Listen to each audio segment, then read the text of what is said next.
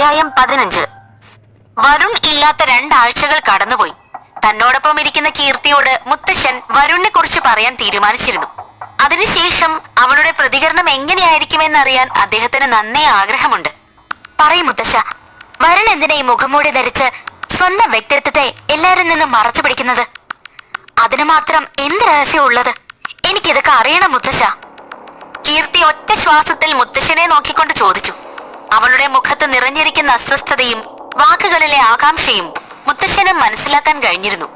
അതേപോലെ ഒരുപാട് ദിവസമായി ഈ ചോദ്യങ്ങളിലൂടെയാണ് അവൾ കടന്നു പോകുന്നതെന്നും അദ്ദേഹത്തിന് വ്യക്തമായി. താൻ അവൾക്ക് കൊടുത്ത ടെസ്റ്റിൽ അവൾ പരാജയപ്പെട്ടാലും യാഥാർത്ഥ്യം എന്താണെന്ന് അവളോട് പറയുമെന്ന് അദ്ദേഹം തീരുമാനിച്ചിരുന്നു. പക്ഷേ അവൾ ആവേശത്തോടെ ചോദിച്ചു തീർന്നതും പെട്ടെന്നാണ് അവളുടെ മനസ്സിൽ വരുണിന്റെ മുഖം തെളിഞ്ഞു വന്നത്.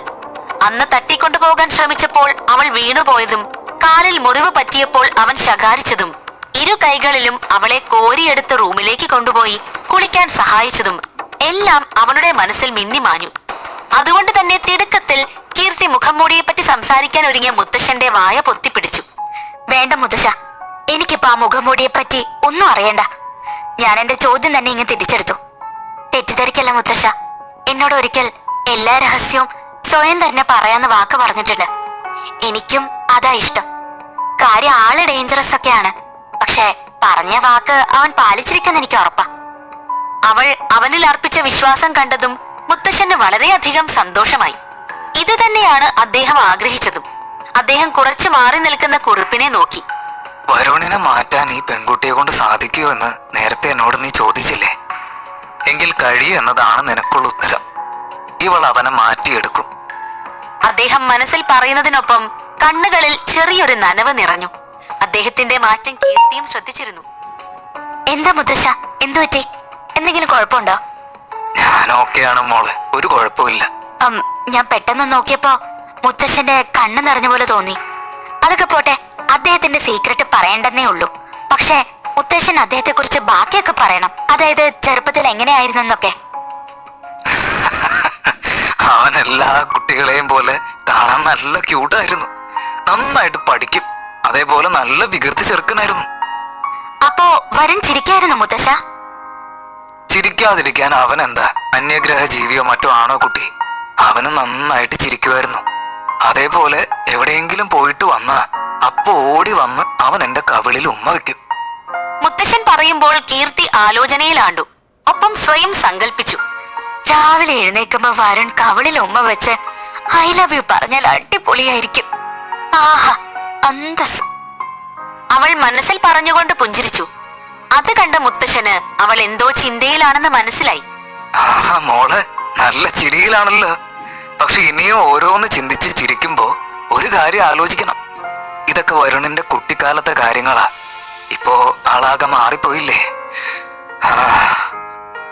ഈ മുത്തശ്ശൻ ഇതെന്താ? അത് വിട, എന്നിട്ട് ഇത് പറ. വരുണിന്റെ കുട്ടിക്കാലത്ത് ഏറ്റവും ഇഷ്ടം എന്തായിരുന്നു? അവന്റെ ഇഷ്ടത്തെ പറ്റി ചോദിച്ചാ ഈ കളിപ്പാട്ടങ്ങളും ചോക്ലേറ്റ്സും ഒന്നും അവന് ഇഷ്ടമായിരുന്നില്ല. അവന് ഏറ്റവും ഇഷ്ടം എന്തായിരുന്നെന്നാ? ഒരു പിയാനോ. അത് അവന്റെ ജീവനായിരുന്നു. മുത്തശ്ശൻ അവനെ കുറിച്ച് ഓർത്തെടുത്ത് പറഞ്ഞതും കീർത്തിയുടെ മിഴികൾ വിടർന്നു. അപ്പോ വരുൺ പിയാനോ വായിക്കുമായിരുന്നു മുത്തശ്ശ? ഏയ് ഇല്ല, അവൻ പിയാനോ വായിക്കാനൊന്നും പഠിച്ചിട്ടില്ല. മുത്തശ്ശൻ പറയുമ്പോൾ കീർത്തിയിൽ സംശയം ബാക്കിയായി. പിന്നെന്തുകൊണ്ടാ അവന് പിയാനോ ഇത്രക്കിഷ്ടം? അവന്റെ അമ്മ നന്നായിട്ട് പിയാനോ വായിക്കുമായിരുന്നു. അവനത് വളരെ ശ്രദ്ധയോടെ ഇഷ്ടത്തോടെ കേട്ടിരിക്കും. മുത്തശ്ശൻ ഓർമ്മകളിൽ വികാരാധീനനായി. അവന് ഒരു കുടുംബമുണ്ടായിരുന്നു എന്നത് കീർത്തിക്ക് വിശ്വസിക്കാൻ കഴിഞ്ഞില്ല. അവൻ അമ്മയ്ക്കൊപ്പമായിരുന്നു താമസിച്ചിരുന്നത്. അതെ മോളെ, പക്ഷെ നീ എന്തിനാ അങ്ങനെ ചോദിച്ചേ? എല്ലാ കുട്ടികളെ പോലെയും അവനും അമ്മയ്ക്കൊപ്പം ആയിരുന്നു താമസിച്ചിരുന്നത്. അയ്യോ മുത്തശ്ശ, ഞാൻ അങ്ങനെ പറഞ്ഞതല്ല. അവന് ഒരു ഫാമിലി ഉണ്ടായിരുന്നെന്ന് ആലോചിക്കുന്നത് തന്നെ എനിക്ക് സന്തോഷമുള്ള കാര്യ. അവൾ അദ്ദേഹത്തോട് ആഹ്ലാദം നിറഞ്ഞ ശബ്ദത്തിൽ പറയുമ്പോൾ തന്നെ അടുക്കളയിൽ നിന്നും പാചകക്കാരൻ പുറത്തേക്ക് ഇറങ്ങി വന്നു. ഭക്ഷണം തയ്യാറായിട്ടുണ്ട്. പാചകക്കാരൻ പറഞ്ഞത് കേട്ടപ്പോൾ കീർത്തിക്ക് ശരിക്കും വിഷമം വന്നു. അവൾക്ക് സത്യത്തിൽ ഇനിയും ഒരുപാട് കാര്യങ്ങൾ അദ്ദേഹത്തിനോട് ചോദിച്ചറിയാനുണ്ടായിരുന്നു. വാ, നമുക്ക് ഭക്ഷണം കഴിക്കാം. നിനക്ക് വിശക്കുന്നുണ്ടാവുമല്ലോ. അതും പറഞ്ഞ് അദ്ദേഹം ഡൈനിങ് ടേബിളിൽ പ്ലേറ്റ് നിരത്തി. ഒപ്പം അവൾക്കും അദ്ദേഹത്തിനുമുള്ള ഭക്ഷണം വിളമ്പി. മുത്തശ്ശനെ സന്തോഷിപ്പിക്കാൻ മാത്രം അവൾ കഴിച്ചെന്ന് വരുത്തി. അപ്പോൾ തന്നെ റൂമിലേക്ക് പോയിരുന്നു. അതുവരെ ഇല്ലാത്തൊരു വിഷമം അവളെ പൊതിയുന്നുണ്ട്. വരുൺ ഇതുപോലെ അപ്രത്യക്ഷമാകുന്നത് ആദ്യമായിട്ടല്ലെന്ന് മുത്തശ്ശൻ പറഞ്ഞെങ്കിലും അവൾക്ക് അവനെ ഓർത്ത് നല്ല വിഷമമുണ്ടായിരുന്നു. വേലക്കാരോട് പറയണ്ട, വീട്ടുകാരോടെങ്കിലും എവിടെയാ പോകുന്നെന്ന് പറഞ്ഞിട്ട് പൊക്കൂടെ? ഇതിപ്പോ എത്ര ദിവസമായി, ഒന്നെന്നെ വിളിക്കാൻ പോലും തോന്നിയില്ലല്ലോ. എന്നാൽ ഈ വരുൺ എവിടെ പോയതാ? ഇത്രയും ദിവസമായി തിരിച്ചു വന്നില്ലല്ലോ. എന്ത് ജോലിയായാലും ഇവിടെ നിന്ന് ചെയ്തൂടെ?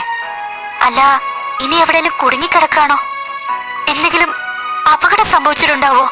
കീർത്തിയുടെ മനസ്സിലൂടെ ഒട്ടനവധി ചോദ്യങ്ങൾ കടന്നുപോയി. ഒപ്പം അവളുടെ കാഴ്ചയിൽ വരുണിന്റെ മുഖംമൂടി ധരിച്ച മുഖം കടന്നു വന്നുകൊണ്ടിരുന്നു. എന്റെ പൊന്ന് കീർത്തി, നീയൊന്ന് അടങ്ങ്. എവിടേക്കാ പോകുന്നെന്ന് പോലും അറിയാത്തവനെ ഓർത്ത് ഇങ്ങനെ വിഷമിക്കേണ്ട കാര്യമുണ്ടോ? അറ്റ്ലീസ്റ്റ് നിന്നെ അവനൊരു സുഹൃത്തായി പോലും കണ്ടിട്ടില്ലല്ലോ. പക്ഷെ നീ അവൻ ഭർത്താവാണല്ലോ എന്ന് കരുതി ആദ്യ പിടിക്കുന്നു. വെറുതെ ആവശ്യമില്ലാതെ ഓരോന്നും ചിന്തിച്ചു കൂട്ടണ്ട. പോയവന് തിരിച്ചു വരാനും അറിയായിരിക്കും. അവൾ സ്വയം ശാസിച്ചുകൊണ്ട് സമാധാനപ്പെടുത്തി. അന്നത്തെ ദിവസം മുഴുവൻ അവൾ സ്വയം നിയന്ത്രിച്ചെങ്കിലും പിറ്റേ ദിവസമായതോടെ വീണ്ടും അവൾ വരുണിനെ കുറിച്ച് ആകുലപ്പെട്ടു. എന്നാലും ഇയാളിത് എവിടെ പോയതാ? മുത്തശ്ശനോട് ചോദിക്കാം. അയാളെ കുറിച്ച് എന്തായാലും അദ്ദേഹത്തിന് അറിയാതിരിക്കില്ലല്ലോ. അതും പറഞ്ഞ് അവൾ ഗാർഡനിലേക്ക് ഓടി. അവിടെ അദ്ദേഹം പൂന്തോട്ടത്തിന്റെ പുൽത്തകിടികൾ വൃത്തിയിൽ വെട്ടുകയായിരുന്നു. മുത്തശ്ശ! അവൾ കിതപ്പോടെ അദ്ദേഹത്തിന് മുന്നിലായി വന്നു നിന്നതും മുത്തശ്ശൻ അവൾക്ക് നേരെ തിരിഞ്ഞു. എന്തു പറ്റി മോളെ? അവളുടെ നിൽപ്പും ടെൻഷൻ നിറഞ്ഞ മുഖവും കണ്ട് ചെറിയ ആധിയിൽ അദ്ദേഹം ചോദിച്ചു. മുത്തശ്ശ, അത് വരുൺ. എന്താ മോളെ, വരുൺ എന്തു പറ്റി? മുത്തശ്ശ, വരുൺ എപ്പോഴാ തിരിച്ചു വരിക? എനിക്കറിയില്ലല്ലോ മോളെ. എവിടേക്ക് പോകുന്നുണ്ടെങ്കിലും വരുന്നുണ്ടെങ്കിലും അതൊക്കെ വരുണിന്റെ മാത്രം തീരുമാനമാ. അത് ആരോടും പറയാറില്ലല്ലോ. എന്നാലും മുത്തശ്ശൻ വിചാരിച്ച കണ്ടുപിടിക്കാൻ പറ്റില്ലേ? വരുൺ എവിടെയാ ഉള്ളതെന്ന് അന്വേഷിക്കോ? പ്ലീസ് മുത്തശ്ശ, പ്ലീസ്. അയ്യോ മോളെ, വിഷമിക്കാതെ നീ. മുത്തശ്ശൻ ഒന്ന് അന്വേഷിച്ചു നോക്കാം. മുത്തശ്ശൻ ആശ്വസിപ്പിച്ചതും കീർത്തി പിന്നെ ഒരു നിമിഷം പോലും നിൽക്കാതെ റൂമിലേക്ക് ഓടി. കാരണം ഇനിയും പിടിച്ചു നിൽക്കാൻ കഴിയാത്ത അത്ര സങ്കടം അവൾക്ക് തോന്നുന്നുണ്ടായിരുന്നു. അവൾ അവിടെ നിന്നും പോയതും മുത്തശ്ശൻ തന്റെ സെക്യൂരിറ്റി ഓഫീസറെ വിളിച്ചു. ആകാശ്, വരുണും സഞ്ജുവും എവിടേക്കാണ് പോയതെന്ന് വേഗം അന്വേഷിക്കേ. അയ്യോ സർ, എന്തായി പറയുന്നത്? ഇങ്ങനെയൊന്നും ചെയ്യരുതെന്ന് വരുൺ സാറ് പ്രത്യേകം പറഞ്ഞിട്ടുണ്ട്. അതനുസരിക്കാതെ ഞാൻ എന്തെങ്കിലും ചെയ്ത എന്റെ കഴുത്തിന് മുകളിൽ തല കാണില്ല. ഞാൻ പറഞ്ഞതനുസരിച്ചില്ലെങ്കിൽ നിന്നെ ഞാൻ കൊല്ലും. ഒരു പെൺകുട്ടി അവനെ കുറിച്ചോർത്ത് സങ്കടപ്പെടുമ്പോ നീ ഇവിടെ കുറെ പ്രോട്ടോകോളും മുറുകെ പിടിച്ചു നിൽക്കുന്നു. മര്യാദയ്ക്ക് പറഞ്ഞതനുസരിക്കാൻ നോക്ക്. മുത്തശ്ശൻ ഭീഷണിയുടെ സ്വരത്തിൽ പറഞ്ഞതും ആകാശ് നിസ്സഹായതയോടെ പറഞ്ഞു. ഞാൻ ചെയ്യാം സർ. ദിവസങ്ങൾ കഴിയുന്തോറും കീർത്തി വരുണിനെ ആലോചിച്ച് വലിയ വിഷമത്തിൽ തന്നെയായിരുന്നു. ഭക്ഷണം പോലും യഥാർത്ഥ സമയത്ത് കഴിക്കാതെ അവനെ കുറിച്ച് തന്നെ അവൾ ചിന്തിച്ചുകൊണ്ടിരുന്നു. എന്റെ പൊന്നു കീർത്തി, നിന്നെ എത്ര ഉപദേശിച്ചാലും നീ നന്നാവുന്നില്ലല്ലോ. അവൻ നിന്നെ ഓർക്കാതെ കിട്ടിയ സമയം ആഘോഷിക്കുമ്പോ നീ ഇവിടെ അവനെ ഓർത്ത് വിഷമിക്കുന്നു. നിനക്ക് നാണാവുന്നില്ലേ? അവൾ സ്വയം മോട്ടിവേറ്റ് ചെയ്തുകൊണ്ടിരുന്നു. പിറ്റേ ദിവസം അവൾ കോളേജിൽ പോകാൻ തയ്യാറായി പുറത്തേക്ക് ഇറങ്ങി. ആ സമയത്താണ് അവൾക്കൊപ്പം നല്ല പൊക്കമുള്ള ഒരു മനുഷ്യൻ നടക്കുന്നത് അവൾ ശ്രദ്ധിച്ചത്. അയാളെ കണ്ട് കീർത്തിക്ക് ഭയം തോന്നി. നിങ്ങളാരാ? മാം, ഐ എം പ്രസാദ്, മാഡത്തിന്റെ ബോഡിഗാർഡാണ്. മാഡം എവിടേക്ക് പോയാലും മാഡത്തിന്റെ സുരക്ഷയെ കരുതി സംരക്ഷണം നൽകാൻ എനിക്ക് പ്രത്യേകം ചുമതലയുണ്ട്. അയാൾ ഫോർമലി സ്വയം പരിചയപ്പെടുത്തിയതും കീർത്തി തലയിൽ കൈവച്ചുപോയി. സമാധാനത്തോടെ ഇരിക്കാൻ പറ്റാത്ത വിധം ഓരോ പ്രശ്നങ്ങളും എന്റെ തലയിൽ വെച്ച് തന്നോളൂ. ഇനി ഇയാളെ കൊണ്ട് ഞാൻ കോളേജിൽ പോണോ? ആൾക്കാരൊക്കെ എന്ത് വിചാരിക്കും? എന്നെ സമാധാനത്തോടെ ജീവിക്കാൻ സമ്മതിക്കരുത്.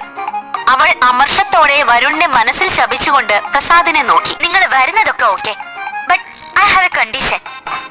അവൾ ഗൗരവത്തോടെ പറഞ്ഞതും അയാൾ എന്താണെന്ന പോലെ അവളെ നോക്കി. ദയവായി യൂണിഫോം ഇട്ട് എന്റെ കൂടെ കോളേജിലേക്ക് വരരുത്. ഞാൻ പഠിക്കാനാ പോകുന്നത്, അല്ലാതെ യുദ്ധത്തിനല്ല, മനസ്സിലായോ? അവൾ ഒറ്റ ശ്വാസത്തിൽ പറഞ്ഞു നിർത്തുമ്പോൾ ആ വാക്കുകളുടെ അർത്ഥം ശരിയാണെന്ന് പ്രസാദിന് തോന്നി. കാരണം ഈ വേഷം പൊതുസ്ഥലത്ത് ആളുകൾ വളരെയധികം വിചിത്രമായി കാണുമെന്ന് അയാൾക്കറിയാമായിരുന്നു.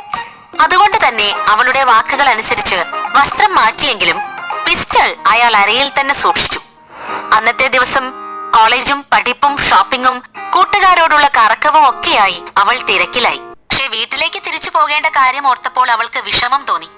വരുൺ വീണ്ടും അവളുടെ ചിന്തകളിൽ കടന്നാക്രമണം നടത്തുമെന്ന് അവൾക്കറിയാമായിരുന്നു. അവൾ ഒന്ന് നിശ്വസിച്ചുകൊണ്ട് പ്രസാദിനെ നോക്കി. പ്രസാദേട്ടാ, എന്റെ കൂടെ എന്റെ അനിയനെ കാണാൻ വരുമോ? മാഡം എവിടേക്ക് പോയാലും കൂടെ വരേണ്ടത് എന്റെ കടമയാണ്.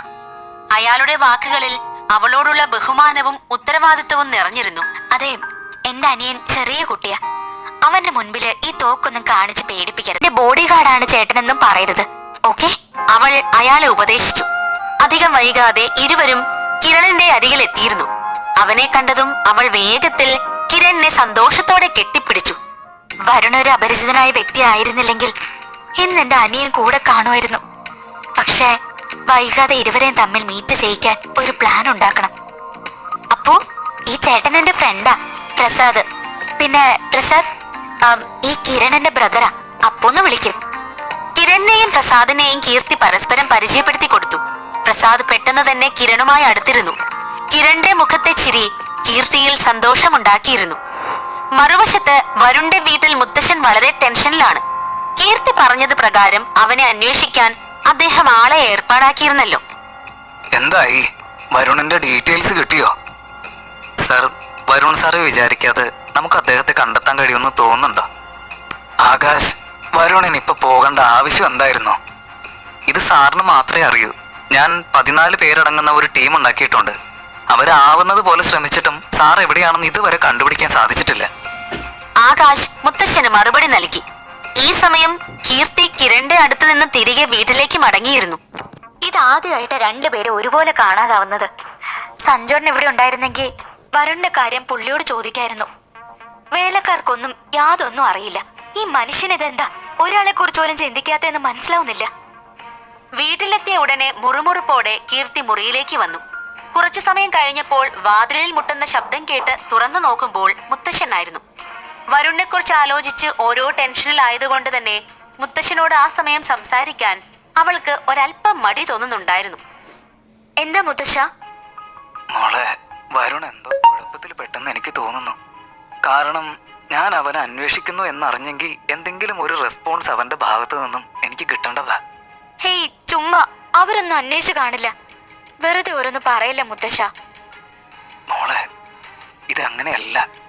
14-15 പേരടങ്ങുന്ന ഒരു ടീം അവരെ കുറിച്ച് പുറത്തന്വേഷിക്കുന്നുണ്ട്. അവരെ കണ്ടെത്താൻ കഴിഞ്ഞില്ലെങ്കിലും സുരക്ഷിതരാണെന്ന് ഉറപ്പുവരുത്താൻ ആ ടീം ശ്രമിക്കുകയാണ്. വരുൺ എന്തോ ആപത്ത് പറ്റിയിട്ടുണ്ടെന്ന് മുത്തശ്ശന് തോന്നാൻ കാരണം എന്താ? ഈ വീടിന്റെ സുരക്ഷയ്ക്കായി എല്ലാ ആഴ്ചയും സെക്യൂരിറ്റി ഓഫീസറുമായി സഞ്ജു ഒരു മീറ്റിംഗ് നടത്തും. അതിപ്പോ വിദേശത്താണെങ്കിലും വിട്ടുവീഴ്ച ചെയ്യാറില്ല. അവര് പോയ ആദ്യത്തെ ആഴ്ച അത് കറക്റ്റായിട്ട് നടന്നിരുന്നു. പക്ഷെ പിന്നെ അവരുടെ ഭാഗത്തു നിന്നും യാതൊരു കോളും വന്നില്ലെന്ന സെക്യൂരിറ്റി ഓഫീസർ പറയുന്നത്. ഇപ്പൊ വിളിച്ചപ്പോ ഫോൺ സ്വിച്ച് ഓഫ് ആണെന്ന്. ചിലപ്പോ യാതൊരു കോണ്ടാക്റ്റും വേണ്ടെന്ന് സഞ്ജുവിനോട് വരുൺ പറഞ്ഞു കാണും. ഇതെല്ലാം കേട്ട് ഉള്ളിൽ നല്ല ടെൻഷൻ തോന്നിയെങ്കിലും അവൾ മുത്തശ്ശനെ ആശ്വസിപ്പിച്ചു.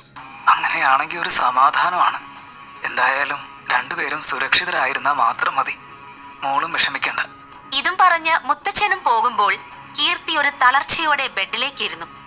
ഇന്ന് വരെ ഇത്രയും ദിവസം വരുൺ ഈ വീട്ടിൽ നിന്ന് മാറി നിന്നിട്ടില്ലെന്ന് ഇവിടെയുള്ള ജോലിക്കാരിൽ നിന്നും അവൾ അറിഞ്ഞിരുന്നു.